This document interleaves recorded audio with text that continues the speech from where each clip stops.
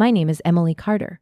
When I was 16, I used to think the scariest thing about school was taking a test I hadn't studied for.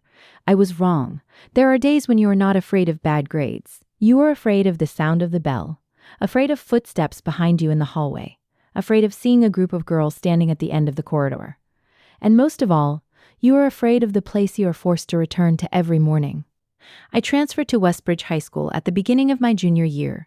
It was a large school on the outskirts of the city, with red brick buildings connected by long corridors. There was a football field behind the main building, and on the second floor stood the library with a huge glass window overlooking a row of maple trees.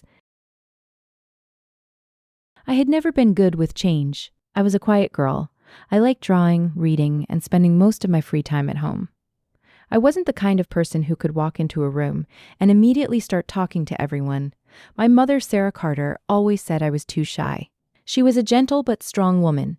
My father had died when I was young, so for most of my childhood, it had been just the two of us. My mother worked as a nurse at a hospital about 30 minutes from our house. The night before my first day at Westbridge, she sat across from me at the kitchen table. I remember how nervous I was. I kept turning the spoon around in my hand without realizing it. My mother noticed. She gave me a small smile and told me that I didn't need to become someone else, just to make people like me. I smiled back and told her I knew. But the truth was, I was terrified. I was afraid I wouldn't make any friends. I was afraid people would think I was strange. I was afraid I would eat lunch alone. I didn't know that those fears would soon become the smallest things I had to worry about. My first day at Westbridge was actually better than I expected. I sat near the back of the classroom. My homeroom teacher was Mrs. Helen Miller, a woman in her 40s with short blonde hair and a soft voice. She was the kind of teacher who made people feel safe without even trying. The girl sitting beside me was named Sophie Wilson. Sophie had curly brown hair and bright eyes. She was the first person at the school who spoke to me. When she saw me struggling to find my classroom, she walked over with several books in her arms. She looked at my schedule, laughed gently, and told me I was walking in the wrong direction. I was embarrassed. I thanked her. She smiled and led me to the classroom. It was such a small thing, but somehow it made my first day feel much easier. After a few days, Sophie and I started sitting together. She was completely different from me. She talked constantly, loved music, loved going out, and seemed capable of making friends with anyone. I mostly listened. Sometimes she told stories about ordinary things, but she told them with such a serious expression that I couldn't help laughing. Slowly, I began to think that maybe I would be okay at Westbridge. Then I met Madison Blake. Madison was the most popular girl in our year. She was beautiful, confident, and always surrounded by her friends. There was Chloe, Haley, and Victoria. The four of them were almost always together. Madison had long blonde hair, expensive-looking clothes, and the kind of presence that made people notice her as soon as she entered a room. She didn't need to speak loudly. People simply listened. At first, I thought Madison was just another popular girl, until she noticed me. It started with a sweater. One morning, I wore a blue sweater my mother had bought me at the beginning of the school year. It wasn't ugly, it was just old. During lunch, I was sitting with Sophie when Madison walked past us. She stopped. Her eyes moved over my sweater, then she looked at her friends and laughed. I didn't understand. Sophie looked at them and quietly told me not to pay attention. I tried. But from that day on, Madison started appearing around me more often. At first, it was only little comments. She asked whether I really planned to wear that sweater to school. Another day, she looked at my lunch and joked that it looked like food for a little kid. I usually said nothing. I thought if I didn't react, they would eventually get bored. I was wrong. A week later, I walked into class and found a piece of paper on my desk. It said, "The new girl thinks she's special." I looked around. Nobody said anything. Sophie saw the note in my hand and asked what happened. I folded it and told her it was nothing. I didn't want to make a big deal out of it. I didn't want Sophie getting involved because of me. But things got worse very quickly. One morning, I arrived at school and found a picture of myself posted on an anonymous school account. It was a photo of me sleeping at my desk. Underneath it was a cruel caption. I remember staring at my phone. My hands were freezing. What hurt most wasn't the picture. It was the dozens of comments underneath it. People I didn't even know were laughing at me. I turned off my phone. Sophie looked at me. She understood immediately. She became angry and wanted to tell a teacher. I grabbed her hand and stopped her. I told her I didn't want things to get worse. Sophie stared at me for a long time. She didn't blame me. She simply told me that I shouldn't have to deal with it alone. But I still believed I could handle it. Until one afternoon, I stayed late at school to finish an assignment in the library. When I finally left, the hallway was almost empty. Then I heard laughter behind me. I turned around. Madison, Chloe, Haley, and Victoria were standing at the end of the corridor. My stomach tightened immediately. I tried to walk faster. Their footsteps followed. Then Madison called my name. I stopped. She walked toward me. There was a smile on her face, but it wasn't the kind of smile I had seen before. She asked why I had been talking about her group with Sophie. I didn't understand. I told her I hadn't said anything. Chloe stepped forward and accused me of always pretending to be a victim. I felt my throat tighten. I just wanted to go home. I tried to walk past them. Someone grabbed the strap of my backpack. I turned. Madison pulled it from my shoulder. My books fell onto the floor. I bent down to pick them up. Haley kicked one of my notebooks farther down the hallway. I stood up. My voice was barely audible when I asked them to give it back. Madison laughed. She asked what I was going to do if they didn't. I didn't know. I just stood there.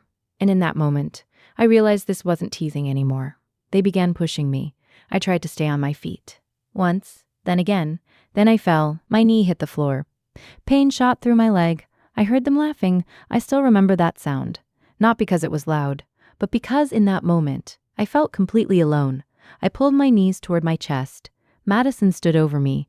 She picked up my notebook and told me that if I knew what was good for me, I would stay away from them. Then they walked away. I stayed on the floor for a long time. I didn't cry immediately. I just stared at my books scattered across the hallway. Then I noticed my hands were shaking. I picked everything up. I forced myself to stand. I went into the bathroom. I locked the door. And only then did I cry. I cried for a long time. I didn't want to go home. I was afraid my mother would ask why I was crying, but she noticed anyway. When I walked through the front door, she was preparing dinner. She turned around. She looked at me. I tried to smile. She immediately knew something was wrong. She walked toward me. When she saw my scraped knee, the expression on her face changed.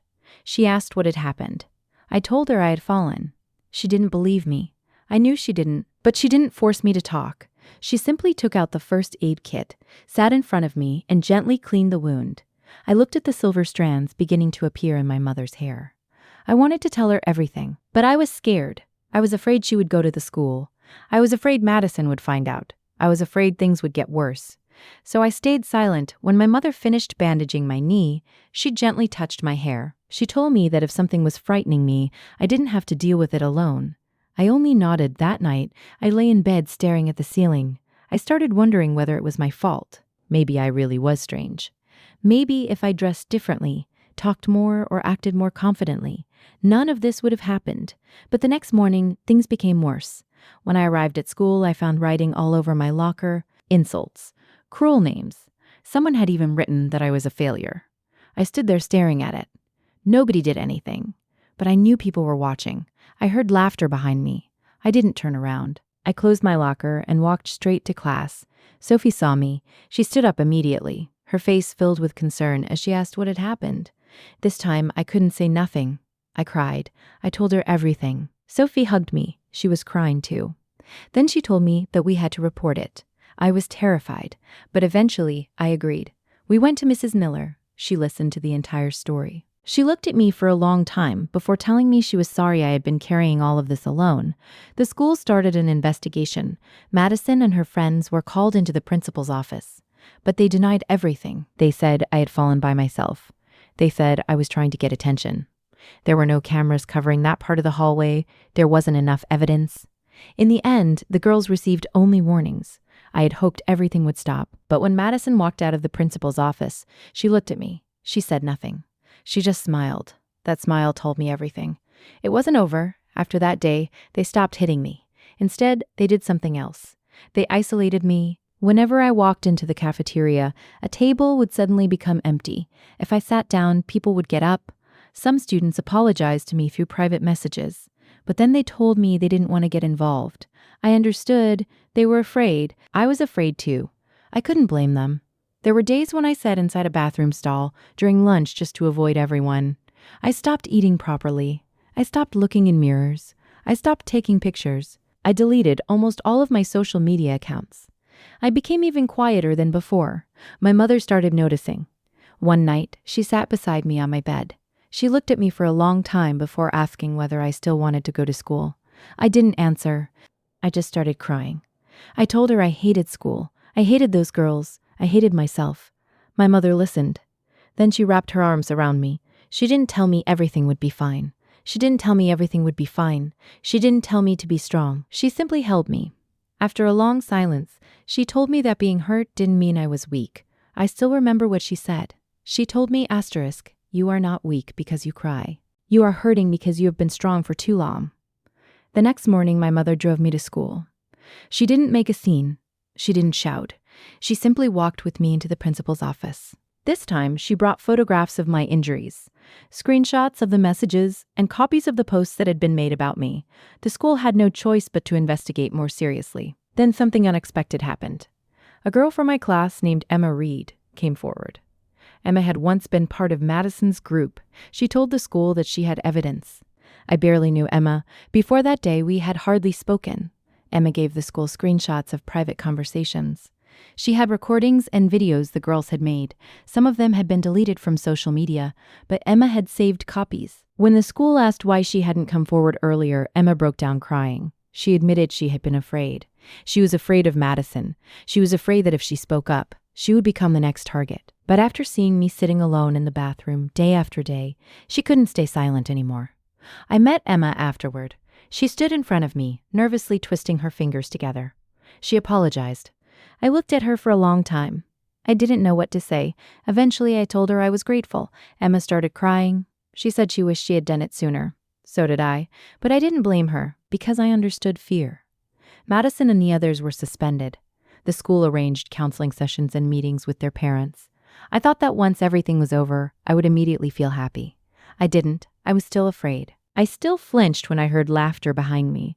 Sometimes, walking through the old hallway made my heart race. I had once believed that stopping the bullies would make everything disappear. It didn't. What happened to me stayed inside my head. I had to learn how to feel safe again. Sophie stayed beside me.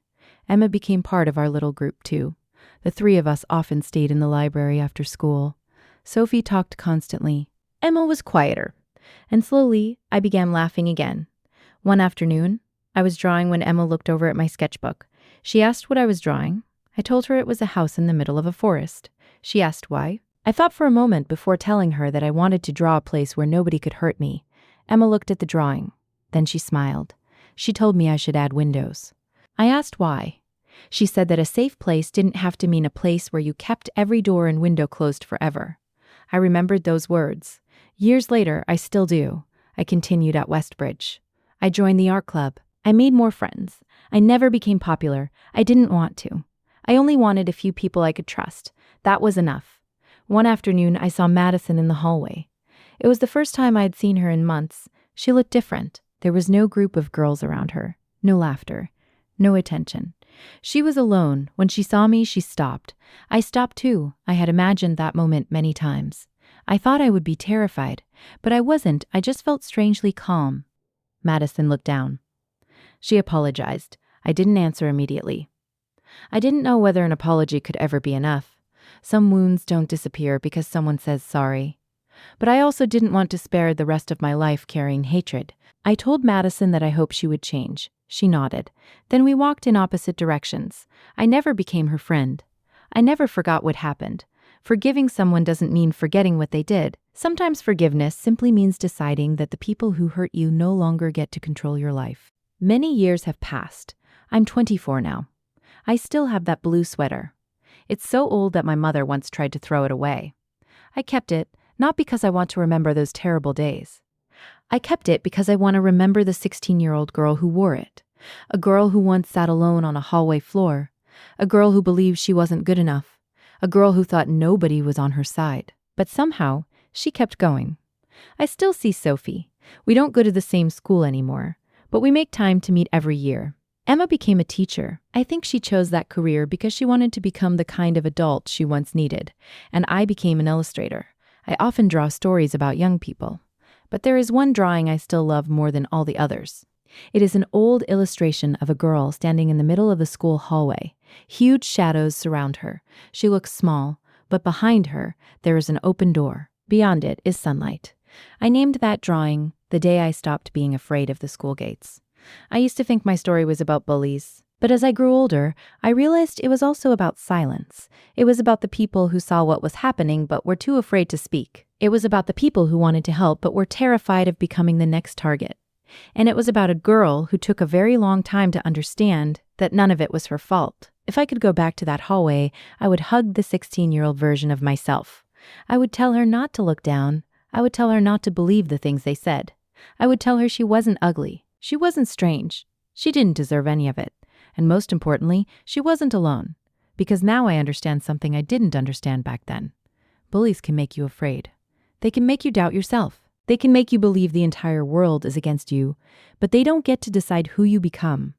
I used to be afraid of the school bell, afraid of the hallway, afraid of footsteps behind me, afraid of people looking at me. But today, when I remember those days, I don't want revenge. I only want to thank the people who stayed. My mother, Sophie, Emma, and even that 16-year-old girl I used to be. Because even though she was terrified, she kept moving forward. And if there is a girl listening to this story right now, sitting alone in her room, afraid to go to school tomorrow, I want her to know one thing. Don't suffer in silence. Tell your parents. Tell a teacher. Tell someone you trust. You don't have to become the strongest person in the room. Sometimes all you need is enough courage to say, I'm being hurt and I need help. I once thought those were the most embarrassing words a person could say. Now I know they might be some of the strongest. I know because I was once Emily Carter, the girl who was afraid to walk through the school gates, but eventually I walked through them.